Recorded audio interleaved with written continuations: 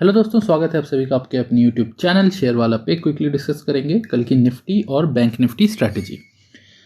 एक ज़बरदस्त गिरावट आज मार्केट ने विटनेस किया है और कहीं ना कहीं ये हमने पहले ऑलरेडी प्रेडिक्ट किया था अपने एनालिसिस में। तो अगर आप फॉलो करते होंगे तो आपको पता होगा 10th ऑफ जुलाई के दिन जो मैंने वीडियो अपलोड किया था bank Nifty analysis, bank Nifty analysis का 11th जुलाई के लिए, उसमें मैंने क्लियरली बताया था कि एक प्रॉफिट बुकिंग मार्केट में आ सकता है, तो you need to be cautious. साथ ही एक चार्ट यहाँ पे आप देखेंगे, ये वाला जो चार्ट देख रहे हैं ये मैंने 10th ऑफ जुलाई को दिखाया था 10th ऑफ जुलाई के वीडियो में, और मैंने बताया था कि ये हायर हाइज यहाँ पे बन रहे हैं मार्केट में निफ्टी 50 में, और 10th ऑफ जुलाई के अराउंड जो मार्केट है उसने एक टॉप बनाता हुआ उसमें नज़र आ रहा है। ठीक है, अब यहाँ से एक प्रॉफिट बुकिंग आ सकती है, एक हेल्दी प्रॉफिट बुकिंग आ सकती है, और हम 16,000 तक के लेवल्स एक्सपेक्ट कर सकते हैं मार्केट में। तो इसलिए कॉशियस रहना है, और ये तभी का ये मार्क किया हुआ है, ये एरोज वगैरह तभी का, आप चाहें तो जाके देख सकते हैं। टेलीग्राम चैनल पे सारी हिस्ट्री है 10th, अगर आप 10th ऑफ जुलाई के उसमें जाएंगे स्क्रॉल करके तो वहाँ पे आपको ये वीडियो दिख जाएगा। नाउ आज मार्केट ने 16,000 का जो लेवल मैंने बताया था उसको ब्रेक कर दिया है, उसके नीचे क्लोजिंग दिया 15,966.65 पे।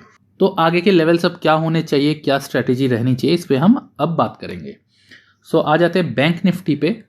बैंक निफ्टी ने एक क्रूशियल सपोर्ट जो कि 35,000 पे था उसको ब्रेक कर दिया है, और उसके नीचे क्लोजिंग दिया है विच इज़ 34,827, मतलब 34,800 के आसपास। अगेन 34,800 एक स्ट्रॉन्ग सपोर्ट जोन है, और मुझे लगता है कहीं ना कहीं अगर गैप डाउन हुआ तो ये लेवल कल ब्रेक डाउन हो जाएगा। ठीक है, अगर इसके नीचे सस्टेन करता है तो 34,400 और 34,300 ये एक सपोर्ट जोन की तरह एक्ट करेगा अगर 34,800 ब्रेक हो जाता है तो। लेकिन एक चीज़ ध्यान रखना है कि इस बीच में मैं प्रेफर नहीं करूंगा ट्रेड लेने का। 34,900 to 500 वाला जोन जो है 34,900 और 35,000 का जो ये जोन है मैंने बनाया हुआ है, इसके और ये 34,400 और 300 का जो ये जोन है, इसके बीच में कहीं भी मार्केट अगर ट्रैवल करेगा तो मैं प्रेफर नहीं करूंगा कि मैं कोई फ्रेश एंट्री बनाऊं। रादर मैं वेट करूंगा मार्केट का, या तो ये अगर गिर रहा है गैप डाउन होता है तो ये इस जोन के आसपास आए तो मैं यहाँ से एक लॉन्ग का पोजीशन बना सकता हूँ। ठीक है, with stop loss just below this level. और अगर एक पुल बैक आता है, एक छोटा मोटा गैप डाउन के बाद एक पुल बैक आता है और 35,000 के लेवल के आसपास आ जाता है तो यहाँ से मैं फिर शॉर्ट करूंगा। तो स्ट्रैटेजी वही सिंपल है, sell on rise buy on dips. ठीक है, बीच में कहीं भी एंट्री नहीं लेनी है क्योंकि इट विल बी रिस्की। दूसरा तरीका ये हो सकता है कि अगर आप स्कैल्प ट्रेड करते हैं और आपको पता है तो 50 EMA का जो ये लाइन है ये ब्लू कलर में आ रहा है, मैंने यहाँ पे ब्लू कलर में मार्क किया हुआ है, आप चाहें तो आप भी लगा सकते हैं। यहाँ पे इंडिकेटर्स का ऑप्शन आता है, इसमें जाके आप मूविंग एवरेज या एक्सपोनेंशियल मूविंग एवरेजेस डालेंगे तो उसमें आपका आ जाएगा। उसमें आपको 50 का लेंथ सेलेक्ट करना है।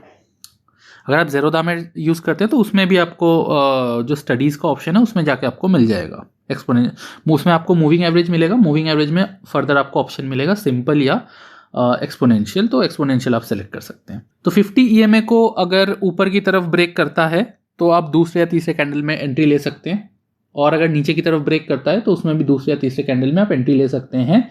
कैंडल स्टिक पे एंट्री कैसे लेते हैं, कौन से कैंडल पे लेते हैं और उसका स्टॉप लॉस क्या रहता है, उसके बारे में मैंने कैंडल स्टिक पैटर्न के वीडियो में डिस्कस किया है, जिसका लिंक आपको डिस्क्रिप्शन में मिलेगा। साथ ही और भी वीडियोस अगर आप सीखना चाहते हैं, कुछ लर्निंग वीडियोस जो मैंने बनाए हुए हैं वो आपको डिस्क्रिप्शन में मिलेंगे, जैसे कि ADX, MACD, RSI, moving averages, candle stick pattern, कुछ बैंक निफ्टी की स्ट्रैटेजीज। तो डिस्क्रिप्शन जरूर देखें, वहाँ पे आपको मिलेगा। नाउ अब ये लेवल क्यों इंपॉर्टेंट है, देखिए 30 वैसे तो कायदे से 34,500 का लेवल काफ़ी लोग बता रहे हैं कि अरे 34,500 के लेवल की तरफ ध्यान रखिए, लेकिन 34,500 का लेवल मैं इसलिए ध्यान नहीं रखूंगा क्योंकि 34,500 का लेवल कहीं इस जगह पे आ रहा है और उसके नीचे एक गैप बना हुआ है। ठीक है, तो 34,500 पे अगर मैं रखता हूँ तो वो उतना ज़्यादा स्ट्रॉन्ग अब नहीं होगा, क्योंकि अगर ये नीचे की तरफ आता है तो इस गैप को फिल करेगा। ठीक है, तो ये गैप को अगर फिल करेगा तो ये फर्दर 34,400 तक आ जाएगा, और 34,400 से 34,300 ये फिर एक हमारा नेक्स्ट जो सपोर्ट है वो बनता है। तो 34,500 सपोर्ट नहीं होगा कल के लिए, एटलीस्ट मतलब स्ट्रॉन्ग सपोर्ट नहीं होगा। ठीक है, तो आपको वेट करना है, अगर 34,500 पे आ रहा है तो उसके नीचे ये गैप फिल होने का आपको वेट करना है, जो कि बना हुआ है 7th ऑफ जुलाई का। और फर्दर अपर साइड में अगर 35,000 के ऊपर सस्टेन कर जाता है, एटलीस्ट 15 मिनट्स का कैंडल क्लोजिंग देता है 35,000 के ऊपर, तो जाके एक हमें शॉर्ट कवरिंग दिख सकता है, जो आज हुआ है, जो शॉर्टिंग हुई है आज वो कवर होता हुआ नजर आ सकता है। अगर 35,000 के ऊपर सस्टेन कर जाता है तो ऊपर की साइड में 35,500 एक रेजिस्टेंस की तरह एक्ट करेगा, जो कि मुझे नहीं लगता कि अभी 1-2 दिन में हिट करेगा, क्योंकि इन्फ्लेशन डेटा आया है यूएस का, जो कि अगेन उतना अच्छा नहीं है, जिसके चलते मार्केट में एक शार्प करेक्शन आपको देखने को मिल रहा है। अब इन्फ्लेशन डेटा खराब आया है, इन्फ्लेशन काफ़ी बड़ा हुआ है, तो जाहिर सी बात है कि जो अब रेट हाइक होने वाला है इसी मंथ के एंड में, उसमें फिर फर्दर आपको एक एग्रेसिव रेट हाइक यूएस की तरफ से देखने को मिल सकता है, जिसका एंटिसिपेशन मार्केट लगा रहा है, और उसी के चलते ये प्रॉफिट बुकिंग आ रही है, क्योंकि एफआईआईज कंटिन्यूसली सेलिंग कर रहे हैं। लेवल्स क्या आपको ध्यान रखने हैं, अगर 34,400 या 34,300 ब्रेक हो जाता है, ठीक है, इस जोन के नीचे मार्केट आ जाता है, सस्टेन करता है, तो 34,000 के लेवल आपको इजीली देखने को मिल सकते हैं, और मुझे कहीं ना कहीं लगता है शायद ये हमें वापस से देखने को मिल सकता है ये वाला जोन। फर्दर 34,000 के नीचे अगर सस्टेन करता है तो फिर उसके बाद फिर और भी नीचे के लेवल्स खुलते हुए आपको नजर आएंगे। नाउ निफ्टी 50 की बात करें, चाहे तो आप इन लेवल्स को मार्क करके रख सकते हैं अपने चार्ट पे, या नोट डाउन करके रख सकते हैं कल के लिए। नाउ निफ्टी 50 की बात करें तो एक बार निफ्टी 50 क्विकली देख लेते हैं। सेम निफ्टी 50 में भी वही है, 16,000 का क्रूशियल लेवल था जो आज मार्केट ने तोड़ दिया, उसके नीचे सस्टेन भी हो गया है, ये एक बियरिश साइन है। प्लस अगर आप पुट कॉल डेटा देखेंगे तो बैंक निफ्टी और निफ्टी दोनों में ही वीकनेस आपको क्लियरली नज़र आएगा। जो कॉल राइटर्स हैं वो काफ़ी ज़्यादा हैं as compare to put writers, तो मार्केट को अब जो कॉल राइटर्स है वो ट्रैक करके लेके जा सकते हैं टुवर्ड्स 15,800 लेवल। निफ्टी 50 की बात कर रहे हैं, तो 15,800 का लेवल एक क्रूशियल सपोर्ट जोन है निफ्टी 50 का, जिसको इसने काफ़ी बार रेस्पेक्ट भी किया है। अगर ये जोन ब्रेक होता है तो आपको फर्दर एक डाउनसाइड निफ्टी में देखने को मिलेगा टुवर्ड्स 15,600 15,500। ऊपर की साइड में अगर मार्केट गैप डाउन के बाद पुल बैक लेता है और 16,000 के लेवल तक आता है, तो यहाँ से आपको एक फ्रेश शॉर्ट का पोजीशन का अपॉर्चुनिटी मिलेगा। तो 16,000 के आसपास अगर आता है, रेजिस्टेंस फेस करता है, तो यहाँ पे आप एक फ्रेश शॉर्ट बना सकते हैं। ऊपर की साइड में अगर 16,000 के ऊपर सस्टेन करने लगता है मार्केट, और एक 15 मिनट्स का कैंडल यहाँ पे क्लोजिंग देता है 16,000 के ऊपर, तो आपको एक शॉर्ट कवरिंग देखने को मिलेगा, तो और वहाँ पे आप एक पुल बैक ट्रेड ले सकते हैं।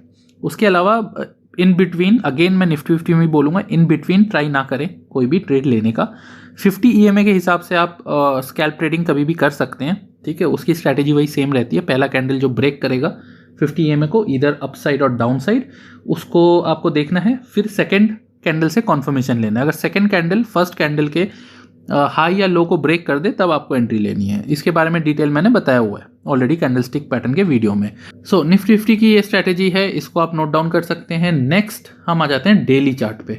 अब डेली चार्ट पे आप देखेंगे ये निफ्टी बैंक का डेली चार्ट है, और राइट हैंड साइड में हमारा निफ्टी 50 का डेली चार्ट है। निफ्टी बैंक के डेली चार्ट में क्लियरली एक बियरिश कैंडल बन रहा है, और स्ट्रॉन्ग बियरिश कैंडल बन रहा है, और इसने एग्जैक्टली 200 डे EMA, सॉरी ये 100 डे EMA है आई गेस, हाँ, तो येलो वाला जो लाइन है 100 डे EMA है, और 100 डे EMA पे एग्जैक्टली इसने रेजिस्टेंस फेस किया है, इसके ऊपर सस्टेन नहीं कर पाया। ऑलरेडी क्लोजिंग दिया था एक दिन, विच इज़ 11 जुलाई, 100 EMA को ब्रेक किया था, उसके ऊपर क्लोजिंग हुआ था, बट नेक्स्ट डे उसको सस्टेन नहीं कर पाया और वापस से नीचे आ गया।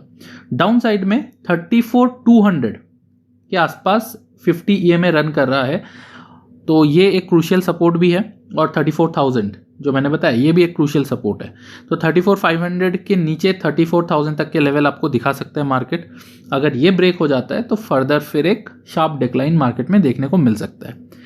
निफ्टी 50 की बात करें तो यहाँ पे भी एक स्ट्रॉन्ग बियरिश कैंडल बना है आज के दिन, और निफ्टी 50 ने अपने 50 डेज मूविंग एवरेज के नीचे क्लोजिंग दिया है। अब 15,900 को भी ये ब्रेक करने वाला है, जैसा हमें चार्ट पे दिख रहा है। अगर ऐसा होता है तो 15,500 तक के लेवल, सॉरी 15,600 से 15,500 तक के लेवल आपको वापस से निफ्टी 50 दिखा सकता है। MACD की बात करें तो दोनों में ही MACD अब वीक होता हुआ नज़र आ रहा है। जो आप बार देखेंगे ये फेड होता हुआ नज़र आ रहा है, जो कि वीकनेस को दर्शा रहा है, और RSI भी अब नीचे की तरफ मूव करना शुरू हो गया है टुवर्ड्स 40 लेवल, तो ये भी एक वीकनेस दर्शा रहा है। तो आने वाले टाइम में आपको कॉशियस रहना है, sell on rise buy on dips की स्ट्रैटेजी लेके चलनी है। ओवरनाइट पोजीशन कैरी करने का टाइम अभी नहीं है। जो लोग ऐसा कर रहे हैं वो अपने पैसों को बहुत ज़्यादा रिस्क पे लगा रहे हैं। प्लीज़ ऐसा ना करें, और अगर करना चाहते हैं तो that is your choice completely. बाकी डिटेल्स लाइव मार्केट में लेवल्स क्या रहेंगे, कैसे ट्रेड करना है, कौन से लेवल्स पे ट्रेड करना है, वो लाइव मार्केट में हम डिस्कस करते हैं। उसके लिए आपको हमारे टेलीग्राम चैनल को ज्वाइन करना पड़ेगा, जिसका लिंक आपको डिस्क्रिप्शन में मिलेगा। सो आज के लिए इतना ही। अगर एनालिसिस आपको अच्छी लगी, कुछ अच्छा मैं आपको समझा पाया, तो चैनल को सब्सक्राइब ज़रूर कर लें और बेल आइकन को ज़रूर दबाएं ताकि आने वाले वीडियोस आप मिस आउट ना करें।